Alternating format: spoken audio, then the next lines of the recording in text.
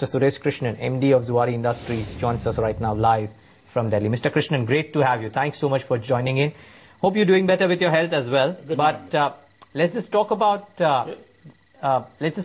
this acquisition that you've done, the 30% stake that you acquired in Fospac.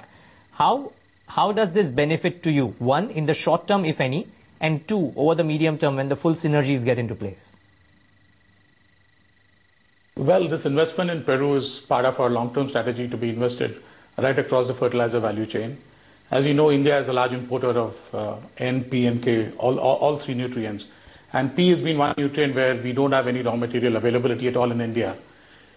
For us, this is a big step towards our forward integration.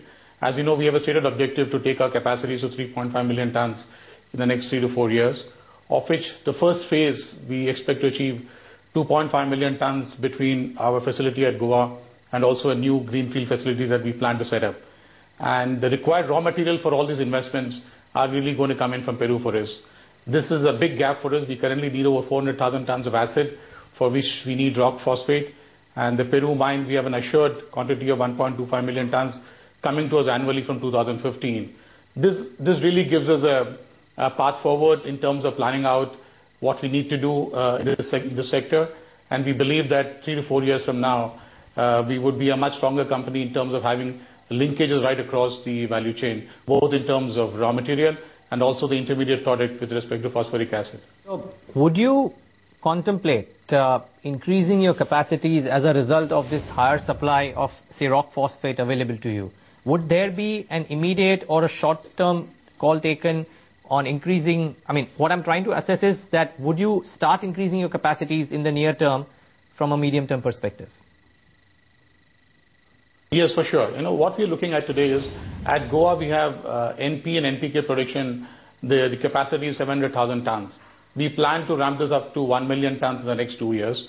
And this will be done on the strength of the fact that we have rock phosphate available. On top of it, we have also been planning a 1 million ton granulation facility in the west coast of India. We believe that we will be able to take a decision in terms of locating this plant in the next 2 quarters. Mr. Krishnan, what kind of revenues do you see coming in from these international operations and this expansion? You see, primarily what happens is when we're going to add about 1.3 million tons of phosphatic capacity, we are looking at our top line growing by about $750 million in the next 3 years. Okay. And what would that do for your margins as well as your bottom line? You see, primarily, today at this point of time, being purely a granulator or somebody who produces DAPs and NPK, our value addition is much less. We are in the range of about 10 to 15%. But we step up and we start manufacturing phosphoric acid, and we also have we get integrated up to a mine, our margins could substantially increase. I think I would say a situation wherein we could look at our operating margins improving by more than 60 to 70% once all these investments take shape.